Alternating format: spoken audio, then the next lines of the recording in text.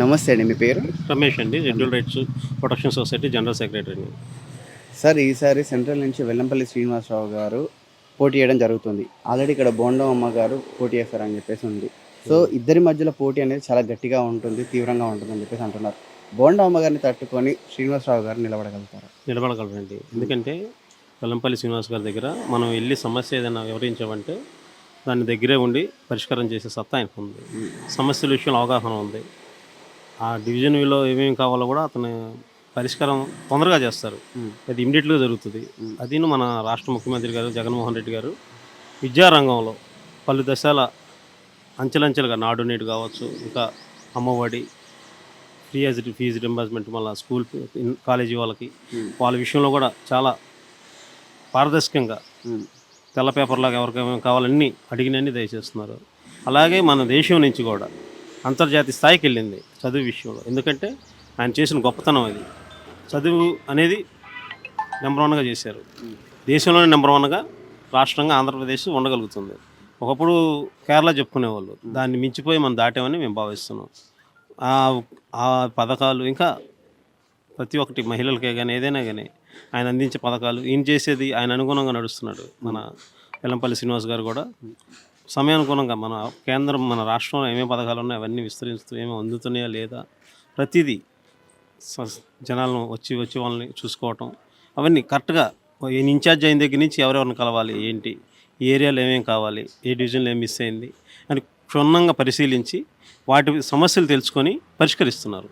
అందువల్ల నేను ఎక్కువ మెజారిటీ వస్తుందని మేము భావిస్తున్నాం. Thank you sir. సార్ మీ పేరు? నా పేరు శ్రీ వెంకటేశ్వరరావు. సార్ ఈసారి సెంట్రల్ నుంచి వెల్లంపల్లి గారు నిలబడుతున్నారు. వెల్లంపల్లి గారికి ఎందుకు ఇక్కడ ప్రజలు ఓటేయాలంటే ఏం చెప్తారు మీరు? వెల్లంపల్లి గారికి ఎందుకు ఓటేయాలంటే వెల్లంపల్లి గారు వెస్ట్ నియోజకవర్గంలో చేసిన అభివృద్ధి చాలా గొప్పది. దాన్ని చూసి ప్రతి ఒక్కళ్ళు ఇన్స్పైర్ అయ్యి ఇక్కడ సెంట్రల్ నియోజకవర్గంలో ప్రతి ఒక్కరు వాళ్ళంతటా వాళ్ళే స్వయంగా వచ్చి ఓటేసానికి ఇష్టపడతారు. ఎందుకంటే ఆయన ఎక్కడ నిలబడ్డా ఎవరిని కూడా పలకరిస్తూ నవ్వుతూ ఆయన పలకరింపే ఒక వజ్రాయుధం లాంటిది. ఆయన్ని చూసి ఎవరైనా సరే ఒక్కసారి ఆయనతో టచ్లోకి వస్తే మరి ఇప్పుడు కూడా మర్చిపోలేరు. ఆయన కూడా ఆయనతో ప్రయాణం చేసేవారిని ఎవరికి కూడా ఏది కావాలన్నా చేసి పెడతాడు అవకాశం ఉన్నంత వరకు. చాలా గొప్ప వ్యక్తి. ఆయన వెస్ట్ నియోజకవర్గంలో చేసిన అభివృద్ధి చూస్తే ఎవరు కూడా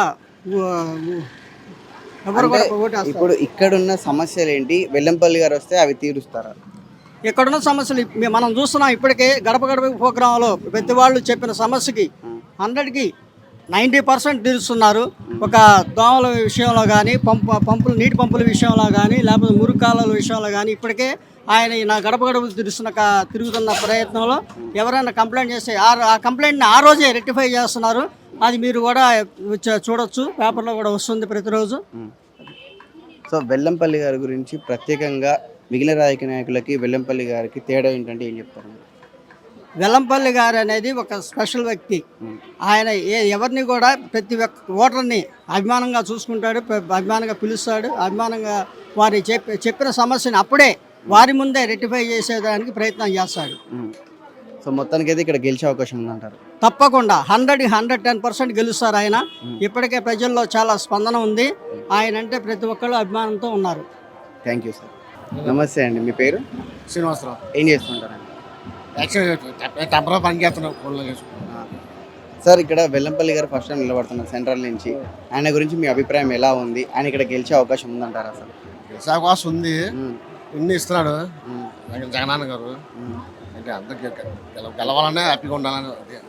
ఇప్పుడు ఆయన గురించి మీకు తెలిసిన కొన్ని మాటలు ఏంటి?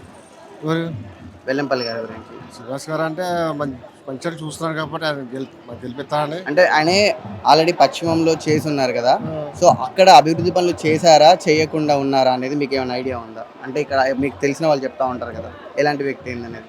వ్యక్తి మంచివాడే చేస్తాడు.